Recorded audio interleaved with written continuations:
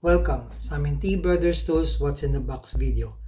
Ang power tool na papakita namin ngayon ay ang Makita N5900B 9 1/4 inches circular saw. Ito yung kanyang box. Sukatin lang natin. Ang haba nasa 19 inches.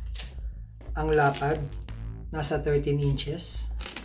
Ang taas nasa 10.5 inches.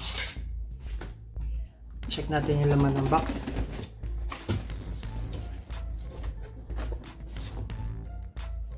Ito na po yung laman ng box. Manual.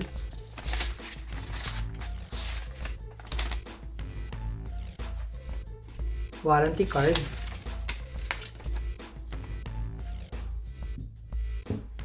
Rip fence o yung guide rule.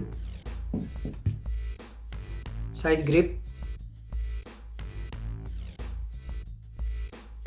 wrench,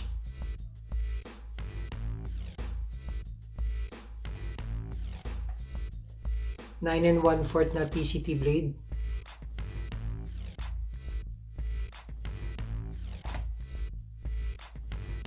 ito na po yung unit. 9 1/4 inches ang kasya na blade dito. Ito yung kanyang cover. Pag magkakabit ng talim, pindutin itong shaft lock. Ito yung pangontra. Gamitan ng wrench itong bolt.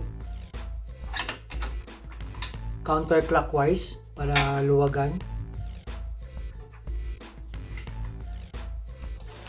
Ngayon pag nakabit na yung talim, higpitan clockwise.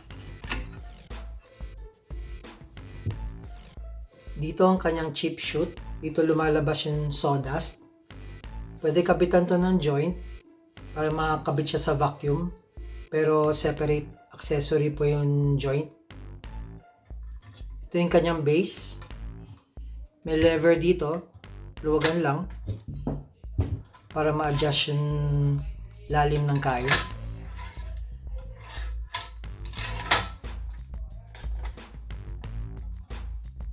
Pwede rin po mag-bevel cutting. Luwagan lang yung wing nut dito sa harap at dito sa likod.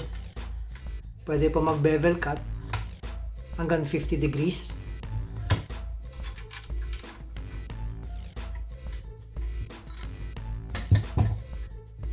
Dito kinakabit yung nilalagay yung rip fence o yung guide rule.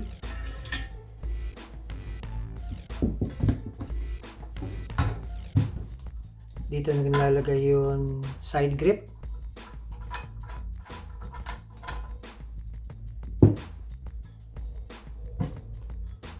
Dito yung carbon brush niya, kabilaan. Ito yung kanyang trigger switch. May lock siya. Pagka pindot yung switch, i-lock. Naka-hold po yung switch. Pindutin yung switch para ma-release.